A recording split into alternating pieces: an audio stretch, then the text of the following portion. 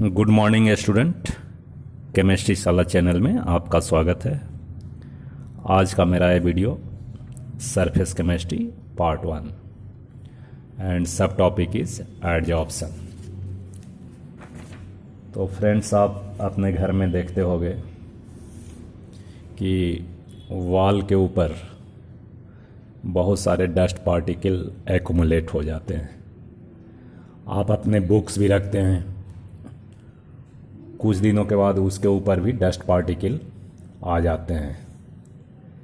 आपका study table है, उसके ऊपर भी देखोगे कुछ दिन बाद कि डस्ट पार्टिकल सरफेस पे एक्यूमुलेट हो जाते हैं, राइट। हियर एक्यूमुलेशन और डिपोजिशन और concentration of dust particle at the surface of table. लेकिन अगर आप स्पॉन्ज, एक आप स्पॉन्ज ले लीजिए, a piece of sponge, and you pour it into water, तो क्या होता है कि water entrapped in the bulk of sponge, इसके बल्क में भी चले जाते हैं as well as at the surface of sponge, right. यही दो केस होता है। यहाँ क्या हो रहा है भाई? accumulation of dust particle on the surface। लेकिन यहाँ क्या हो रहा है भाई? Water enters in the bulk of a sponge as well as at the surface, right?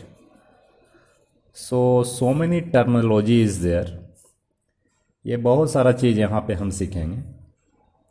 ये जो accumulation of dust particle at the surface हो रहा है, this is called adsorption। this process is called adsorption, right। और ये जो bulk phenomena है, water enters in the bulk of a sponge, this is called absorption. AD and AV, absorption, right.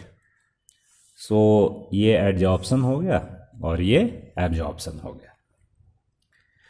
Now you think one thing here, ये dust particles accumulates at the surface of table। तो this surface of table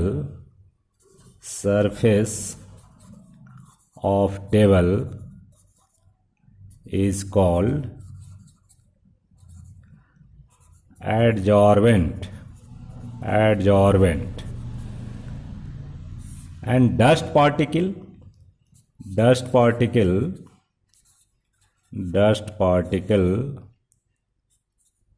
are called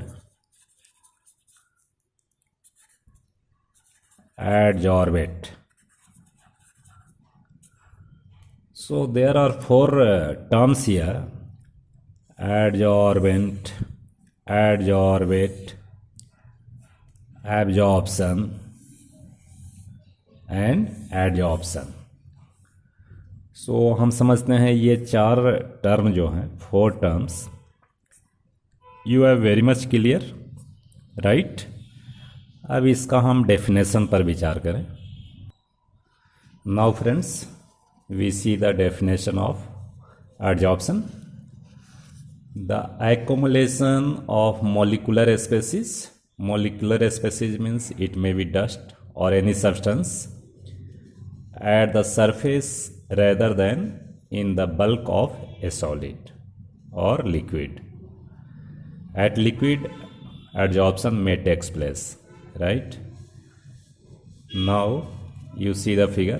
आप figure देख सकते हैं, इसमें this is adsorbent और इसके ऊपर क्या हो रहा है भाई? accumulate हो रहा है adsorbate से dust particle और anything else। So ये surface phenomena है, this is surface phenomena। adsorption is surface phenomena phenomena, right. अब इसमें देखिए next one is adsorbent. Adsorbent, this is adsorbent, you can define it in this way, the surface of material where adsorption takes place is called adsorbent, right. जैसे मैंने बताया था कि आपका table जो है वो एडजॉर्बेंट हो गया, वॉल जो है वो एडजॉर्बेंट हो गया, क्योंकि उसके ऊपर डस्ट पार्टिकल क्या हो रहे हैं भाई, एक्यूमुलेट हो रहे हैं। उसके बाद देखिए एडजॉर्बेट, द सब्सटेंस और molecular species that accumulates at the surface is called adsorbate, right. So हम समझते हैं इतनी बात समझ आ गया होगा, इसको आप नोट कर सकते हैं। And absorption, the molecular species uniformly distributed through out the bulk of the solid is called absorption. As for example, you put a sponge in water, then water spread throughout the sponge uniformly and the process is called absorption, right। इसके बाद बच्चों देखो ये जो हमारा examples है एब्जॉर्प्शंस, इसमें सबसे पहले एक चीज़ आप याद रखिए कि charcoal acts as best adsorbent। इसलिए एडजॉर्बेंट होता है, बहुत सारा इसमें गैसेस जो होते हैं एडजॉर्ब होते हैं due to larger surface area. याद रखना है, लार्जर सरफेस एरिया। क्यों भाई लार्जर सरफेस एरिया होता है? Because the structure of charcoal is porous. इसमें होल्स होते हैं। अब होल्स होगा तब क्या होगा? That increases the surface area of charcoal. So as surface area increases the adsorption process increases, right। now come on example। देखो बच्चों, फर्स्ट एग्जाम्पल कि अगर मान लीजिए कि कोई सिलेंडर है, समझना है बच्चों, ठीक से समझना है। इस सिलेंडर में कुछ गैस रख दो, जैसे मान लीजिए O2 रख दीजिए या H2 रखिए, CO2 रखिए, ठीक है, NH3 रखिए। जो इजीली लिक्विफेबल गैस होता है वो आसानी से एडजॉर्ब होता है, उसका एडजॉर्प्शन ज़्यादा होता है, इजीली लिक्विफेबल गैस, राइट। तो ऐसा गैस ले लिया, तो दैट हैविंग सर्टेन प्रेशर, ये प्रेशर होगा। You can measure the pressure of gas, right. हम प्रेशर को मेजर कर सकते हैं। अब देखो इसी सेम कंटेनर में अगर if you put a piece of charcoal, ऐसा चारकोल रख दीजिए। अब चारकोल क्या काम करेगा भाई? एडजॉर्बेंट का काम करेगा, एडजॉर्बेंट। तो क्या होगा, कुछ गैसेस जो हैं इसमें एडजॉर्ब हो जाएगा। There is adsorption of gases takes place. So ultimately pressure क्या होएगा भाई? Pressure decreases, pressure decreases. क्यों डिक्रीज होता है pressure? Due to adsorption of gas. So you can say many gases like O2, H2, CO2, NH3 adsorb on charcoal. Charcoal पर क्या होता है? एडजॉर्ब होता है, ठीक है। नंबर 2 देखो, नंबर 2 है कि बहुत से ऑर्गेनिक डाई हैं, जैसे मिथिलीन ब्लू है, ठीक है भाई। मिथिलीन ब्लू जो है, अब उसका जो भी कलर ऑरेंज कलर है, methylene blue, methylene blue, it's a blue colour, sorry. अगर आप इसको हम चारकोल इसमें डाल दें, you put a piece of charcoal, then after some times it becomes colourless. Colourless, ऐसा कलरलेस क्यों होता है भाई? तो due to adsorption of colouring material over charcoal. Charcoal के ऊपर कलरिंग मटेरियल क्या होगा भाई? एडजॉर्ब होगा। तो due to adsorption of colouring material over charcoal, methylene blue becomes colourless, right. अब थर्ड देखते हैं, थर्ड एग्जाम्पल बहुत ही इंटरेस्टिंग चैप्टर है एंड इंफॉर्मेटिव है, बहुत सारे इंफॉर्मेशन आपको मिलेगा। नंबर 3, ये जो रॉ शुगर होता है, raw solution of sugar cane, sugarcane, ठीक है, इसी से क्या बनते हैं जी, शुगर बनते हैं, शुगर बनते हैं।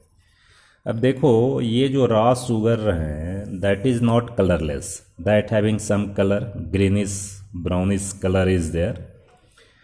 अब ये सॉल्यूशन को अगर हम पास करते हैं, when solution of sugar cane, solution of sugar cane is pass through animal charcoal, animal charcoal, bits of animal charcoal, bits of animal charcoal, it's a animal charcoal,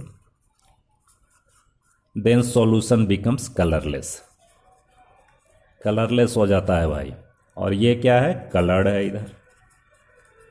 तो ऐसा क्यों होता है, चूंकि colouring material of sugar cane solution is adsorb by animal charcoal and so solution becomes color and you see the crystal of sugar is colorless, sugar इसलिए ये colourless होता है। ठीक है बच्चों, तो ये एनिमल चारकोल बेड से पास करते हैं, सो शुगर इज इम्प्योर, हम पूजा पाठ में इसका उपयोग नहीं करते, राइट। और भी देखिए कुछ और एग्जाम्पल है जो कि जानना चाहिए आपको। देखो अगर मान लो कि एयर को हमें ड्राई करना है, तो एयर को ड्राई करना है मीन्स एयर में क्या होगा भाई, air having vapour, water vapour, ठीक है। अब ये वाटर वेपर को हम कैसे हटाएंगे, हमको ड्राई करना है एयर को, you have to dry it. तो इसमें देखो दो मेथड है। एक मेथड क्या है कि if you put silica gel, क्या रखेंगे जी, सिलिका जेल। और दूसरा मेथड है कि you can put calcium chloride, calcium chloride भी रखोगे तो ये ड्राई हो जाएगा।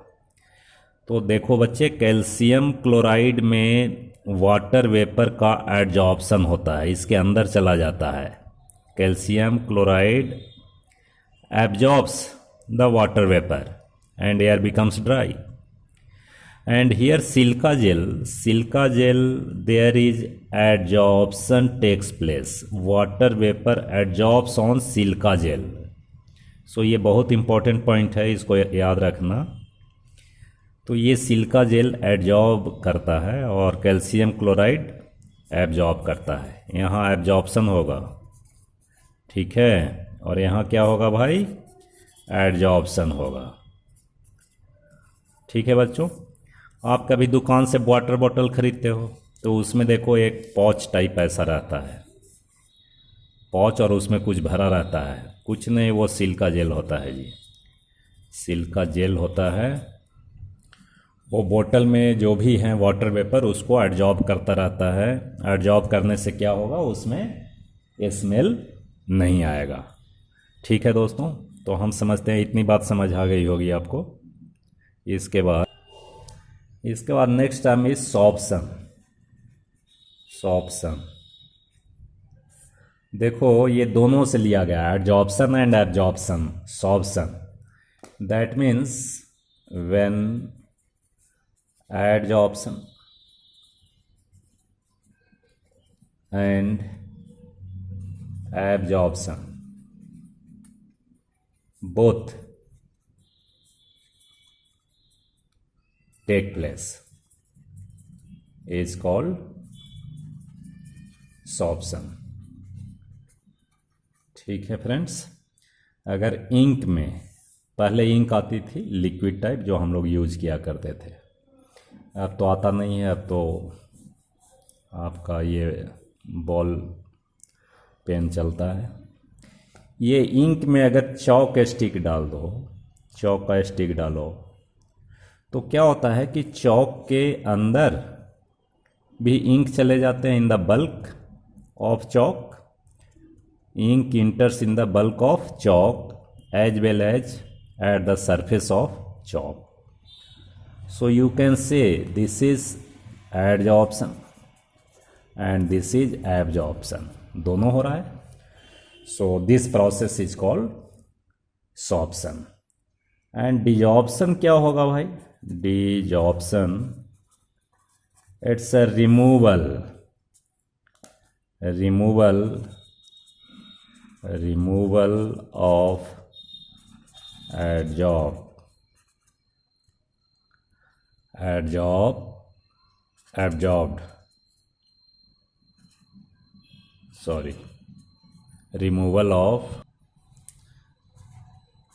adsorbed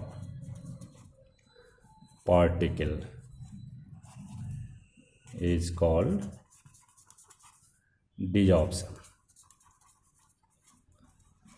ठीक है फ्रेंड्स, तो हम समझते हैं आपको इतनी बात समझ आ गई होगी, राइट. देखो friends, mechanism of adsorption it's a very important topics, you know, कि यदि एडजॉर्प्शन होता है, जैसे मान लो ये एडजॉर्प्शन हो रहा है, इसमें डस्ट पार्टिकल्स ऐसा हैं and this dust particle accumulates at the surface of adsorbent. So actually what happens, देखो पहले जो डस्ट पार्टिकल हैं, तो डस्ट पार्टिकल में पहले रैंडमनेस ज़्यादा था, मोर रैंडमनेस, राइट. अब आफ्टर एक्यूमुलेशन यहाँ क्या हो गया भाई? Less randomness.